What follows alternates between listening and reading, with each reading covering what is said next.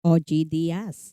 Padrino nga ba si Miss Cory Vidanes para magkaayos sila ni Kim Chiu? I'm overheated, can hardly sleep at night, doing crazy dreaming. You're the reason why. Hiding by the baby. May panibagong development umano sa isyong kinasasangkutan ni na Kim Chiu at OG Diaz. Ayon sa isang source, nakipag-ugnayan umano si OG sa ABS-CBN executive Cory Vidanes upang maayos ang hindi nila pagkakaunawaan ng Chinita Princess. Isa umano sa mga pinag-uusapan ay kung handa na bang makipagharap at makipag-usap si Kim upang tuluyan ng maayos ang kanilang gusot. Ayon pa sa source, wala namang pagtutol si OG kung magkakaroon ng pagkakataong magkaharap sila ni Kim. Layunin umano nitong malinawan ang magkabilang panig at matapos na ang isyung naging mainit na usapin sa social media. Dagdag pa ng source, posible umanong ipatawag ng management ang dalawa upang magkaroon ng maayos na pag-uusap. Gayunpaman, wala pang itinakdang petsa at wala ring opisyal na kumpirmasyon kung kailan ito maaaring mangyari.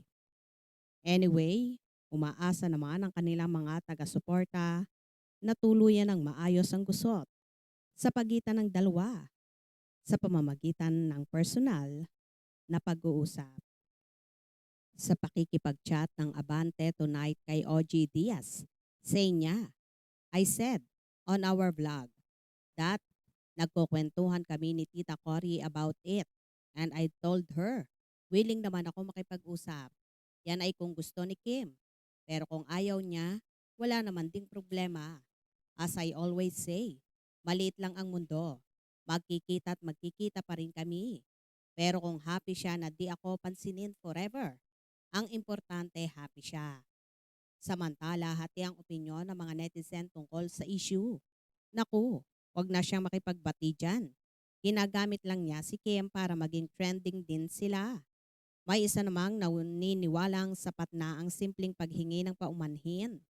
Anila, humility and respect lang naman ang kailangan. Walang mawawala kung magsasabi ng sorry.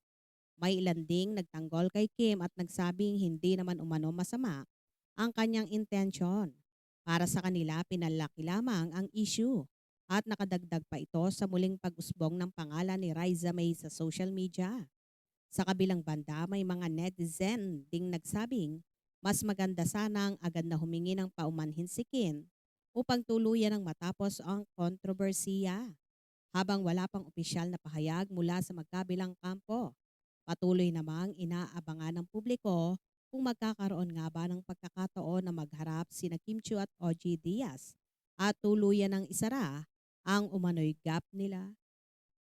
Well, mas maganda nga ito kung si Miss Cory Vidanes ang magiging tulay upang magkasundo at matuldukan na ang issue ng dalawa para wala ng parinigan or pagtatalo sa social media ang mga fanay ng bawat kampo para pare-pareho na silang makagalaw ng maayos at wala ng isyung ibabato sa kanilang dalawa. Kayo ba? Yun din ang gusto nyo? Hope you enjoyed. Please subscribe for more info.